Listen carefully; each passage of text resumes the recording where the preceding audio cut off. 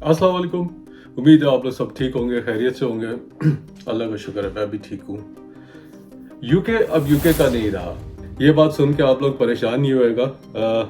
मैंने कुछ नहीं किया और ना मैं कोई वॉरलॉर्ड हूँ। ये वो कौम है जिन्होंने पूरी दुनिया पे कई सौ साल हुकूमत की, बट हर उरूज का एक जवाल होता है। तो आइए कुछ ऐसी चीज़ों पे बात करते हैं जिसकी बेसिस पे मैं बात ये कर रहा हूँ कि क्यों अब यूके जो है वो यूके का नहीं रहा। वैसे तो कतर जो है वो 19th सेंचुरी से यूके में इन्वेस्टमेंट करता आ रहा है, बट इस प्रोसेस को उन्होंने स्पीड अप करना शुरू किया ईयर 2000s में। जुलाई 2012 में जब बोरिस जॉनसन प्राइम मिनिस्टर थे तो कतरी इन्वेस्टमेंट एक फर्म थी, उन्होंने नियरली $2 बिलियन की इन्वेस्टमेंट से द शार्ड के नाम से एक जगह का लंदन में इफ्तिताह किया। अब शार्ड क्या चीज़ है? शार्ड जो है वो एक 72 स्टोरी स्काई स्क्रैपर है, बहुत ऊंची बिल्डिंग है, जिसको डिज़ाइन करने वाले रेंजो पियानो का ताल्लुक इटली से है। दूसरे नंबर पे आता है हैरिट्स। अब हैरिट्स जो है एक बहुत बड़ा लग्जूरियस डिपार्टमेंटल स्टोर है यूके में। वैसे तो ये यूके तक ही मशहूर था, मगर इसकी ज़्यादा पॉपुलैरिटी 1997 में हुई। उसकी वजह क्या थी कि जब princess of Wales lady Diana Dodi Al Fayed के साथ एक हादसे में जा बहक हुई। अब प्रिंसेस डायना और दोदी अल्फायद का इस सारी चीज़ से क्या ताल्लुक था? क्योंकि वजह यह है कि दोदी अल्फायद जो है वो बेटे थे मोहम्मद अल्फायद के, और मोहम्मद अल्फायद उस वक्त हैरिट्स के ओनर थे। इसलिए इस हादसे के बाद ये कॉन्स्पिरेसी सारी चीज़ें जो है वो उभर के आई और मीडिया में बहुत ज़्यादा हाईलाइट हुई, और फिर दुनिया को हैरिट्स का नाम का पता चला। अब हैरिट्स itself is not just a departmental store, but चूंकि हैरिट्स का नाम जो एक अम्ब्रेला कॉरपोरेशन है, इसके अंदर आता है हैरिट्स डिपार्टमेंट स्टोर, हैरिट्स एविएशन, एयर हैरिट्स और हैरिट्स एस्टेट। तीसरे नंबर पे हम बात करेंगे चेल्सी बैरक्स की। चेल्सी बैरक्स जो है वो 1862 में बनाया गया। ये बेसिकली ब्रिटिश आर्मी के बैरक्स थे जो कि लंदन में वेस्टमिंस्टर में मौजूद है। ईयर 2000 में चेल्सी बैरक्स को बंद कर दिया गया, बट सितंबर 2005 में इंग्लैंड के secretary state of defence John read ने अनाउंस किया कि चेल्सी बैरक्स को रीओपन करेंगे, रेनोवेशंस करेंगे और उसको हम लोग सेल कर देंगे। तो सितंबर 2006 में वेस्टमिंस्टर काउंसिल ने इसको तजवीज़ किया कि इसको चेल्सी बैरक्स को एक अफोर्डेबल हाउसिंग में कन्वर्ट किया जाए। ठीक है जी। और 2008 में कतरी दियार नंबर का नामी कंपनी ने उसकी 100% ओनरशिप ले ली, यानी उसको पूरा का पूरा परचेज कर लिया। चौथे नंबर पे हम बात करेंगे कैनरी वॉर्फ। अब कैनरी वॉर्फ जो है वो क्या चीज़ है? कैनरी वॉर्फ जो है वो एक बिजनेस डिस्ट्रिक्ट है जो कि लंदन में आइल ऑफ डॉग्स एक आइलैंड है, ठीक है, और वहाँ पर वो बिजनेस डिस्ट्रिक्ट मौजूद है। कैनरी वॉर्फ जो है वो एक मेन फाइनेंशियल सेंटर है जो कि यूके को पूरी दुनिया से कनेक्ट करता है। अब 2004 में QIA यानी कि कतर इन्वेस्टमेंट अथॉरिटी और कैनेडियन इन्वेस्टर ब्रुकफील्ड प्रॉपर्टीज ने मिलकर तकरीबन 2.6 बिलियन की औसत से कैनरी वॉर्फ को खरीद लिया। नंबर 5 में हम बात करेंगे बार्कलेज बैंक की। नाउ बार्कलेज बैंक 2008 में जब ग्लोबल फाइनेंशियल क्राइसिस आया था तो बार्कलेज बैंक ने उसके दौरान बेल आउट की कोशिश की, और उस बेल आउट के दौरान कतर इन्वेस्टमेंट अथॉरिटी ने क्या किया कि उनको बार्कलेज बैंक को बचाने के लिए अप्रॉक्सीमेटली 4 बिलियन पाउंड जो है वो उसमें इंजेक्ट किया है।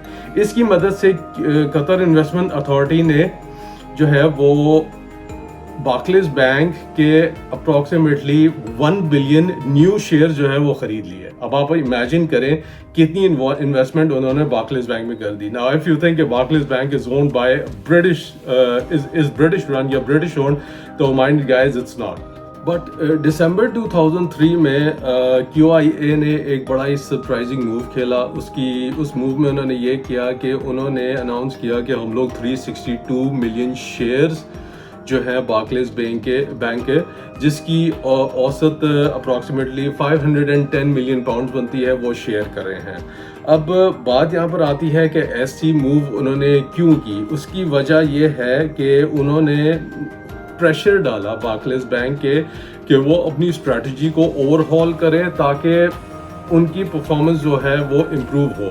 ناؤ مائنڈڈ گائز کہ اس یہ QIA جو ہے وہ سیکنڈ لارجسٹ انویسٹمنٹ فرم ہے بارکلیز بینک میں. تو یہ ایک خطرے کی گھنٹی تھی بارکلیز کے لیے کہ خدا نہ خواستہ انہوں نے شیئر بیچ دیے تو بارکلیز بینک کو وہ جو کہتے ہیں دیوالیہ یا وہ بند ہونے کے چانسز بڑھ گئے تھے. تو اس وجہ سے انہوں نے ان کے اوپر پریشر ڈالا کہ if you do not over hall your strategy تو ہماری انویسٹمنٹ جو ہے اس کا کوئی فائدہ نہیں ہے. You need to revamp yourself تاکہ آپ لوگ اپنے آپ کو اور زیادہ جو ہے وہ ایکسپوز کریں اور آپ لوگوں کا بزنس جو ہے وہ ڈیولپ ہو رادر دین ایک جگہ پہ اسٹیگننٹ ہو جائے. نمبر 6 پہ ہم بات کریں گے سینسبریز کی. Now Sainsbury's is the second largest supermarket in the UK. In 2008 what QIA did was کہ انہوں نے سینسبریز کے 26% شیئرز جو ہیں وہ خرید لیے. اب اس کے بعد تقریباً 3.5 بلین جو ہے وہ خرچ کیا سینسبریز پہ تاکہ ان کے سارے سٹورز کو دین اگین ریویمپ کیا جائے, رینوویٹ کیا جائے آل اکراس UK اور اس کو ایک نئی لک دی جائے. Heathrow airport. Now Heathrow Airport is one of the largest airports in UK which is based in London جہاں پر روزانہ کی اپروکسیمیٹلی 1300 فلائٹس ٹیک آف کرتی ہیں اور لینڈ کرتی ہیں. Now in 2012 قطر نے ہیتھرو ایئرپورٹ کے 20% شیئر جو ہے وہ خرید لیے اور اب یہ کہا جا رہا ہے کہ قطر جو ہے وہ ہیتھرو ایئرپورٹ کو ایکسپینڈ کرنے کی بات کر رہا ہے. تو یہ تھے وہ کچھ پروجیکٹس اور بہت سارے پروجیکٹس میں سے جن میں عربز یا قطرز نے انویسٹمنٹ کی ہوئی ہے.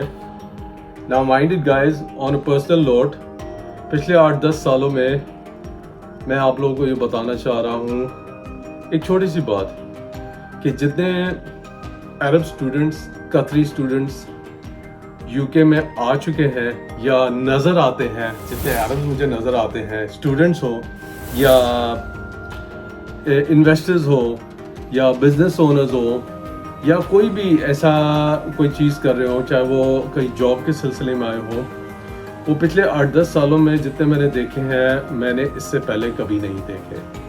ٹھیک ہے, اور اس کی وجہ کیا ہے, کیا یہ ڈائریکٹلی ان ساری چیزوں سے کنیکٹڈ ہے یا اس کا کوئی کنیکشن نہیں ہے, مجھے اس کے بارے میں نہیں معلوم. اگر آپ لوگوں کو معلوم ہو تو ضرور مجھ سے شیئر کیجیے گا. بٹ یہ ایک تھوڑی سی وہ ریسرچ تھی کہ جس کی بیسس پہ مجھے یہ اندازہ ہوا کہ UK is no more in the hands of the UK people. آپ لوگوں کو یہ میری ویڈیو پسند آئی, لائک کریں, شیئر کریں, سبسکرائب کریں, کمنٹس میں بتائیں اور کیا آپ کے تاثرات ہیں, آپ لوگوں کے ویوز کیا ہیں. اپنا بہت سارا خیال رکھیے گا. ٹھیک ہے, انشاءاللہ آپ سے ملاقات ہوگی اگلی ویڈیو میں. ٹیک کیئر اینڈ اللہ حافظ.